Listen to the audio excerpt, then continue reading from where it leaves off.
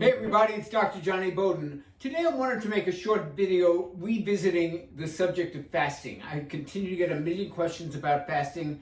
I've talked about it before. I've told you that if you're ready to start intermittent fasting, there's no better source than Jason Fung, F-U-N-G. He's a medical doctor. He's written a number of books. Terrific book with Jimmy Moore, my friend Jimmy Moore, The Complete Book of Fasting. That's where you want to go if you want to start actually doing this. But I want to talk about an aspect of fasting that we don't talk about a lot, something that we haven't addressed, which is why is it so hard to do? You know, back when I started as a personal trainer at Equinox in the 90s, if we had told our clients, you're going to get a lot of great mileage out of not eating for about 12 to 15 hours at a time, they would have looked at us like we were crazy. Because in those days, we always said breakfast is the most important meal of the day. You want to eat every 2 hours. You want to graze. You want to have mini meals. So it was the exact opposite of not eating for a long time, right? But here's the thing.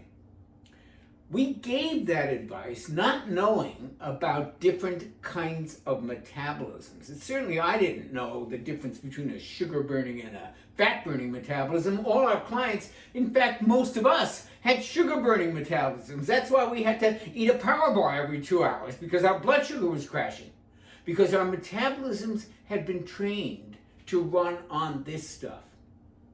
Now, when you train your metabolism to run on sugar or starch, which converts to sugar in a second, it gets really good at processing sugar, and like any skill it doesn't, you don't use, it gets less good at processing fat, the real foods that our physiology was meant to run on. So now we have our metabolism's almost like an addict. It's like every 2 hours, feed me, like the plant in Little Shop of Horrors, feed me, Seymour. And the food it wants is sugar. And that's why you reach for those energy bars, which aren't energy bars at all. They're high-carb calorie bars is what they are. But that's what we needed. That's what we were used to. Now, you take a person who is used to burning sugar, a sugar-burning metabolism, and you tell them, we're going to stop the fuel coming in for about 12, 15 hours. That's like, no way is that happening. You couldn't do intermittent fasting if you had a sugar-burning metabolism, or it would be so difficult and painful that any benefit of it would be lost because you wouldn't stick with it. So what's happening now? Why is it getting big now? Because people are beginning to realize that the holy grail of metabolic health is to have a fat-burning metabolism, or at least a flexible metabolism that can handle a little sugar once in a while, but really prefers its preferred source of fuel, which is fat. Now, my program, Metabolic Factor, which you can find on my website, actually is a 22-day program, the purpose of which is to change your metabolism from that of a sugar burner to that of a fat burner. And I actually have a free quiz on my website that will tell you what kind of fat burner you are. See if you recognize the description of the 4 types of fat burners. I'm sure you'll find that one of them is exactly like you. But people who have sugar-burning metabolisms have a lot of trouble accessing the fat on their bodies. They're always talking about, how can I burn fat better? Well, part of the reason you can't access it is because you don't eat enough fat. And as one of the great endurance athletes of all time, Stu Middleman, who used to work with me in the metabolic lab at Equinox back in the 90s, he used to say all the time, you gotta eat fat to burn fat. And what he was talking about is you got to train your metabolism to actually work with these natural, real foods that your metabolism was meant to function well on.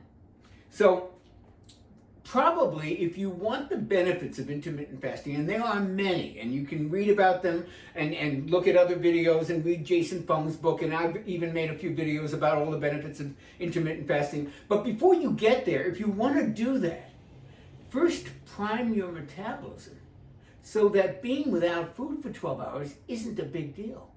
I play tennis every day at 7:30 in the morning, and I do it on an empty stomach. Sometimes I'll have some bulletproof coffee. Once in a while, I'll have a little bit of homemade juice with a little bit of fat in it. We're talking very small amount. Most of the time, I just have water. And I don't eat until 12, 1 o'clock. So I'm actually automatically doing a kind of an intermittent fast. And I got to tell you, it's pretty darn easy. And it's pretty darn hard if you're used to eating this stuff.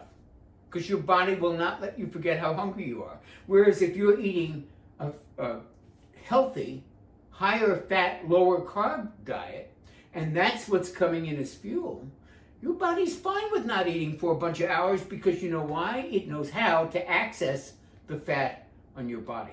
So step number one, before you even get into intermittent fasting, is to try to develop a metabolism that is comfortable accessing the stores of fat that you have on your body right now, because that is your best source of energy. You don't want to rely on the sugar that you're taking in every 2 hours. What you want is to access that bank account on our hips, thighs, and butt that's made up of this stuff, but we haven't had the ATM code to get in there. Eating more fat and less of this is the ATM code. And if you want more information on Metabolic Factor, please go to my website, try the free trial, or take the fat burning quiz and you'll learn more about it. But this is not a sales pitch for Metabolic Factor. What it is a plea for you to get your metabolism prepared for intermittent fasting by shifting your diet away from this stuff.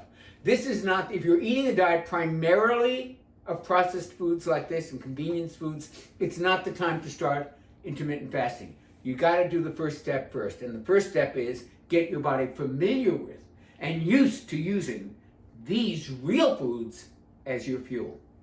This is Jonny Bowden, and I'll see you in the next video.